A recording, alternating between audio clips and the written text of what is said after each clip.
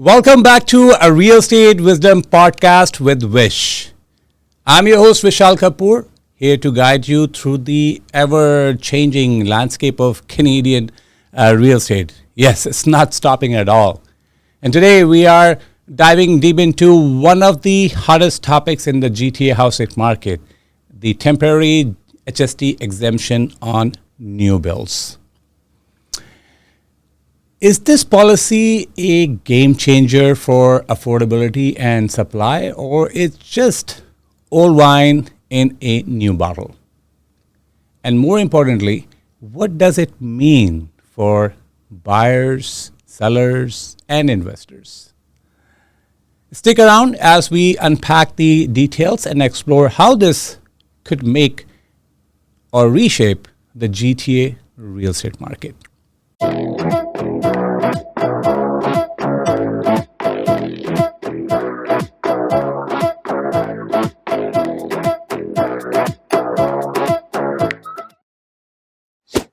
So, what is the HST exemption on new builds?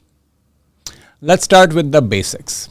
In 2023, the federal government introduced a temporary exemption of the harmonized sales tax, HST, on new purpose-built residential rental housing. This means developers no longer have to pay the 13% HST on qualifying projects like apartment buildings, student housing, and senior residences. Previously, developers could claim partial rebates under programs like the New Residential Rental Property Rebates, NRRP, but these were limited by property value thresholds and other conditions.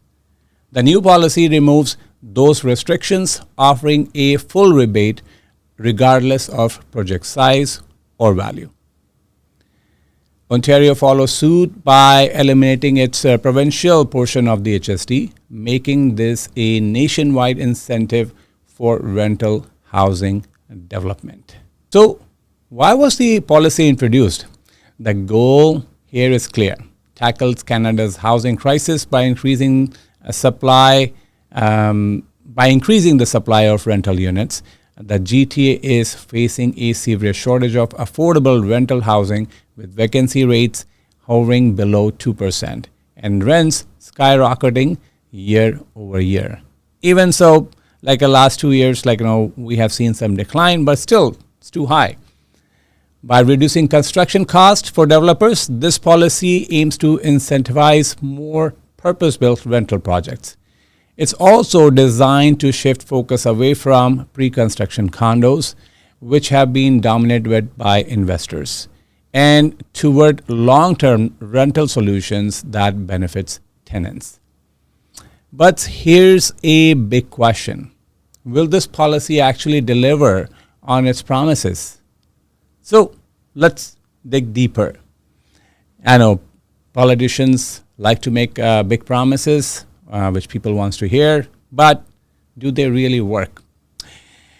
Market impact of HST exemption. What it will do?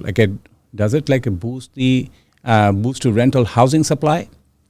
Well, this exemption significantly lower upfront costs for developers, making rental projects more financially viable.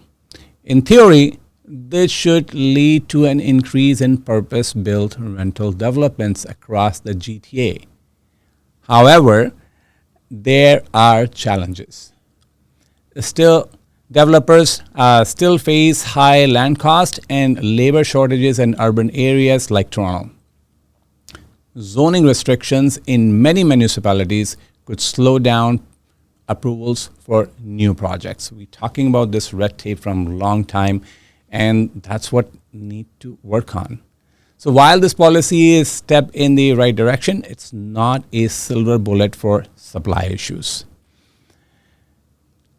Affordability for renters, that's the other question. If more rental units come online as expected, we could see downward pressure on rents over time, especially in high demand areas like downtown, which already seen rent is gone down.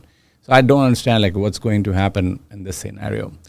Toronto and Mississauga, however, affordability gains may take years to materialize due to long construction timelines.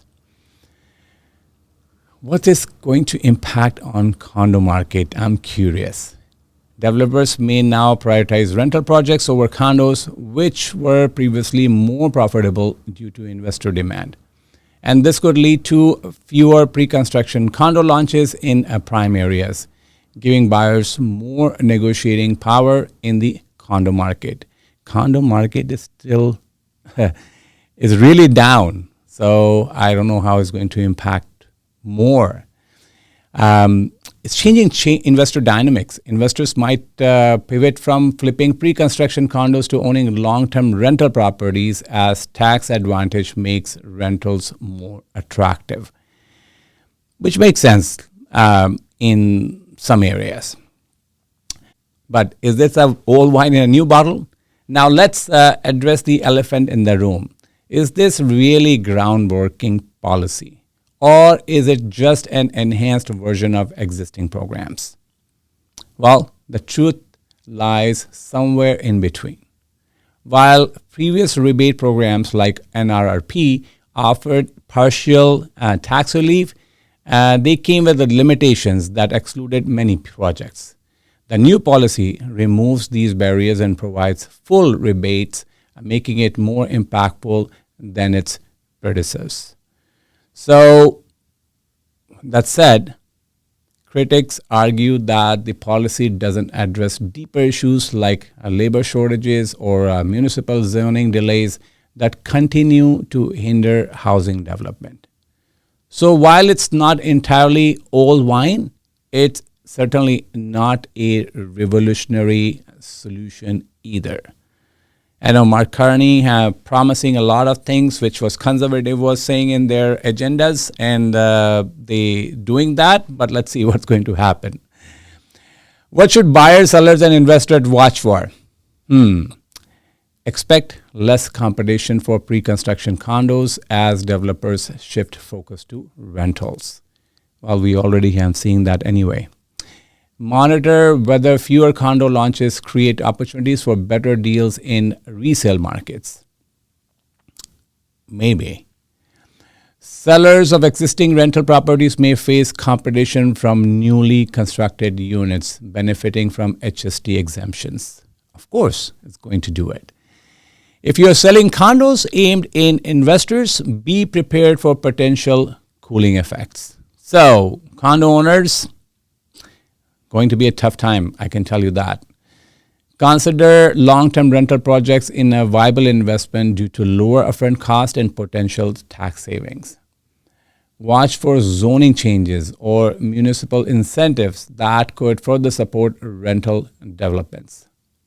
But be cautious about flipping condos as demand may shift towards rentals. So, final thoughts. Will this policy from Mark Carney, the new PM, going to work? Well, the HST exemption on new builds is undoubtedly a positive step towards addressing Canada's housing crisis, but it's not without its limitation. While it lowers costs for developers and encourages rental construction, broader issues like zoning reform and labor shortages must also be tackled to make a meaningful impact. For buyers, sellers, and investors in the GTA market, this policy creates both opportunities and challenges. Staying informed and adaptable will be key as these changes uphold over the coming years. Lots happening, and soon the real estate markets start going up, and we see some policy or some politics or trade issues impacting big time. So that's a wrap up today's episode of Real Estate Wisdom with Vish. I hope you found this deep dive into the HST exemption insightful and actionable.